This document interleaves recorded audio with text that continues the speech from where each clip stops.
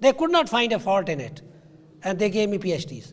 Prove the theory wrong. The theory states that you have to lose something. One's loss is against somebody else. I'm willing to lose my shirt if my country can come out of depression. No Yes, problem. yes. I'm willing to do that. No, why do you have not to lose it? But no. But let's go methodical. Let's Yes. go step by step. Okay. Right. You are saying the problem of the economy will get solved by creating a proxy money supply. Am I right? Supporting currency. You call it supporting currency, Uh, or yeah, I call it proxy money. it doesn't supply. matter, it doesn't The matter. The crux of the matter is Same. that you are creating a paper money. Yes, correct. As, Where can as, we? as my friend Sudhakar also said at Yes. the very beginning, Yes. where is the real economy in this particular Yes. economy of yours? Yes, that's true. My economy lies in the real money, not in these bonds. Why? Real money? Yes. What is that? Real money is because when you government give you bonds, it takes away money from you. I'll come to that. Government gives me bond. Yes, you use it. Government gives bond to those who go to them. Yes. My question is, who will go to them? Yes, you're right. Okay, let's go. Now let's. First thing is this: the government give you option. Don't buy bonds, but then your oil, everything. Let's stop here itself. So do you think you have anything to say how much percentage of any economy, take any economy in this world, about 200 plus economies, take any kind of theory on it, and if you can come out with some kind of a mathematical model to it which can say what percentage of people in the economy do you think would come and buy these bonds, because the whole analysis of yours is resting on one premise: people will come and buy these bonds, which is the proxy money supply. First of all, paper money, nothing else. Okay.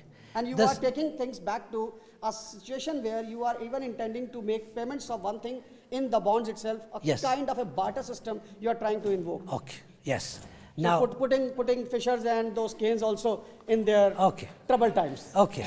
The government is getting the money which it needs desperately, and it giving you a proxy money, what our friend told. That proxy money is so useful that every day there is 100 million draw, that you can save your bills 60%. Who will not go for it?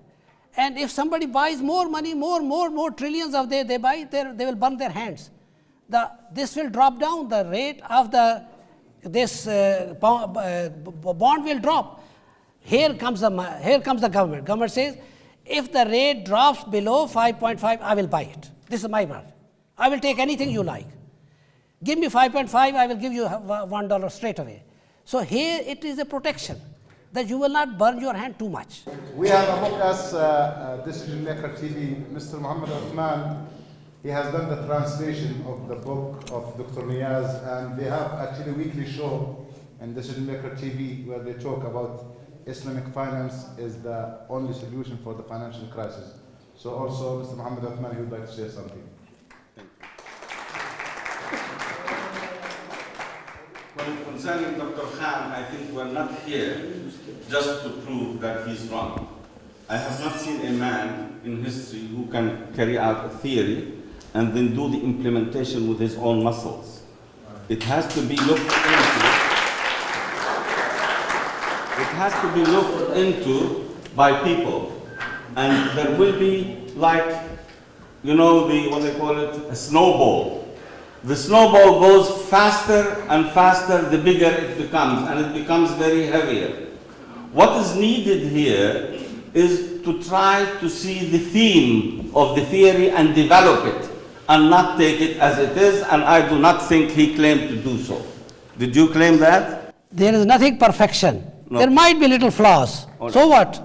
Now, There may be inflation. Doesn't matter. what I wanted to say, I think there is what we call any change in any society, whether it's Muslim, Hindu, American, Christian, or whatever, it needs a change of mindset, attitude, behavior. I think we are behaving here in a very silly way sometimes, not here in the university, in societies, our societies. I think in particular what we need to question is it a good idea to have justice? Is it a good idea to have peace? Is it a good idea to eliminate terrorism through eliminating poverty, through eliminating taxes, through eliminating banking interest? What is wrong with this talk? Maybe a clergy can do it in a mosque, Or a clergy can do it in a church or a synagogue or anywhere. They can talk like that. But when a person says to you, okay, I can do this for you, and then what we need is to reach to those people in the world that can make the decision so. He is not refusing any development of the idea. He is not saying that it should not be developed by us as economists, like yourself and other people. He is open to all of this. But I think what we need to know is why, as some people said, did he pick on America? He is from Pakistan, and everybody knows it. And Pakistan is always being helped by America, given $7.5 billion this year. And that help goes into the pockets of the ruling classes of Pakistan. So he gets nothing out of it. Maybe he wants something. Right? But finally, the other way to look at it is differently. Also, another way to look at it is, why should we trust? I mean, we looked always to see what they call Obama. You know what is his name? Abu Umama. So what is happening, actually, to understand it more, America cannot solve the problems of the Palestinians because they have more priorities to them, other priorities. They have aids for Israel. $10 billion to Israel and $200 billion for the Palestinians who are living in refugee camps. They cannot solve the problems of the Somalis or the Sudanese or all other people in the area. So the man comes here and takes America as an example because it's the best example. They are causing more pollution to the world. Largest economy in the world. They are the largest economy in the world. Imagine, the largest economy in the world is an oak tree, which he wrote in his book. I translated the book in 2006, and it's copyrighted in the US. Oak tree, rotten roots, and empty stems, and of course falling leaves. Leaves don't fall unless they're dead. So the American economy is dead. What do you understand from that? That capitalism is dead. If that gigantic oak tree is finished, then we have to look for other alternatives. He is one of the people on this earth, and he has the right to dream. Nobody can tell him don't dream. His dream is to have that justice, to have that peace, to have that equality, and to have that economy that will give the people the life that can be equal with others. I have also observations like you, like all of you. How can you apply this system, and from the first month, you give 20% more on the coupons for the rich who's going to buy and the poor who's not going to buy? I can understand that. But it is also a positive comment to make it go on, not to actually make it a ridiculous idea that we can look at and joke. This is not a joking matter. This is an idea by a man who has rights as much as any other man.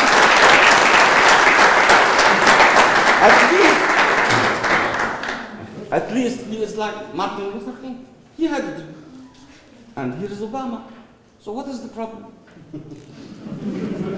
What is the problem with everybody? Thank you, Doctor.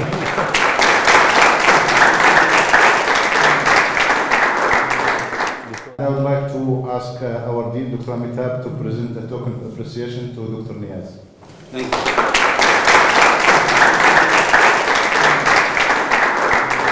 Before I present, it's a nice moment for me to stand before all of you. We have heard a dream, as was rightly pointed out, the dream to make this world a happier world. Just as a last comment, I mean, we are so obsessed with economy. I am not an economist. I don't understand finances at all. I don't teach finance as well. But somehow the world is revolving, as rightly pointed out by some of you, around money and everything. But money is not everything, to my mind. We live in this world for so many things, including culture, religion, society, family bonds, friendship, and so on and so forth. Because if we are only talking about money all the time, probably these kind of depressions, recessions, and financial crises will keep on coming again and again and haunting us. If we start thinking more of something else, and there are so many other things to think about. There is always a possibility that we may have a better world to live. But congratulations once again to Dr. Niaz. Thank you very much. For a brilliant idea. Thank you also to you once again on behalf of me, myself, and Skyline University College to have spared your valuable time and given us such an enlightening talk. And we hope that one day your idea revolutionizes the world and we are all happy, not only from the point of view of money, but also on all other aspects. Thank you very much. Thank you very much.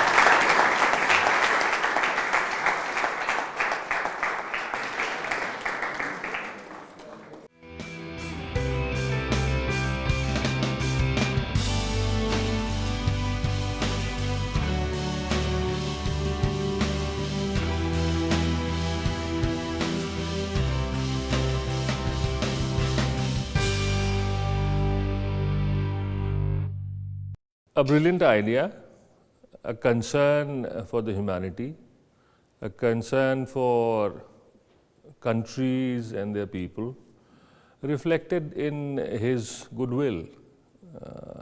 He is trying to convert his knowledge into something which may benefit the humanity. Do you think he will be successful in changing the mindset and the attitude and the behavior of people? Change is a very difficult thing. To be precise, when you use the term people, I'm afraid it is possible. But when you say it has to be initiated by the governments are very stubborn. The governments are established under a deep tradition of authority, and they are very difficult to change because the examples that were taken, for example, the United States of America, it has a history of more than 200 years of a particular type of government that it runs, and it takes pride in that kind of system. To change that particular mindset may take a lot of efforts. This is just a beginning. And I personally don't foresee any such step being taken by these governments in the near future, not at least with this particular financial crisis. It may take another financial crisis to come. The one came in 1930s, and this has come after almost 70 years or 80 years. Another might take another 50 years to come. By that time, if the idea gets some good sense prevails in people, maybe some ideas, this idea and some more ideas can join together, and people will start thinking about that. But not for this crisis. I don't foresee anything like that. Do you think the environment that is actually being worsened by the nuclear weapons of the world now is making it more difficult for the economies to improve? See, you know it, everybody knows it, that the maximum budgets of most of the countries are directed towards weapons and assimilation of arms, which of course is diversion of funds which could have otherwise gone and made lives of the poor people better. But that is not being done. And this is worsening day by day. Environment is worsening day by day. Arms race is there. All these things are compounding the financial crisis. It is not only the financial institutions to blame, but also the will of the states, the political line of thinking, the divisions in the world, they are all contributing to different kinds of crises. One of them has manifested in the recent financial crisis also, to my mind. So, yes, of course, the environment is not going to improve very soon. And the global warming is, of course... Of course. It could make the world economy much worse. They say that many islands will be... They say that this Copenhagen summit, which is taking place at the moment, is in itself contributing to a large amount of carbon footprint. And this continues. I mean, itself, gathering of thousands of people at a particular place where they are impacting upon the environment at the same time, if they don't come up with a formula to improve, the world is doomed, sooner or later. Would a system like Dr. Khan reduces the tension between, for example, the people of Yemen, who are the same people, or the people of Palestine in Gaza and the West Bank, or the people of India and Pakistan. To be very frank, you are right in a different way. If people are prosperous, the problems will be solved. So, how they become prosperous? Through the formula of Dr. Khan or through any other formula is what the world has to decide. And this is a beginning that Dr. Khan has done. no, which but from the initial point of view, such an idea, from the initial point of view, would it actually help reduce tension? Of course, any means to reduce poverty, to improve the situation, alleviate poverty, any move to educate people around the world, any move to empower people would always help improving relationship between the countries. Why there is tension between India and Pakistan? The people of India and Pakistan are so close. They are the same. In history, yes, they are the same. Yes, but they are not allowed to be close because there why? are political boundaries. Yes. And political boundaries not only exist today, they existed earlier also. They are redefined from time to time and they may exist for a later date also. Yes. But I'll not go to the extreme of going to socialist thought where boundaries will wither away. But at least some kind of common thinking has to be there. Equality should prevail. Of course. And justice too. Of course.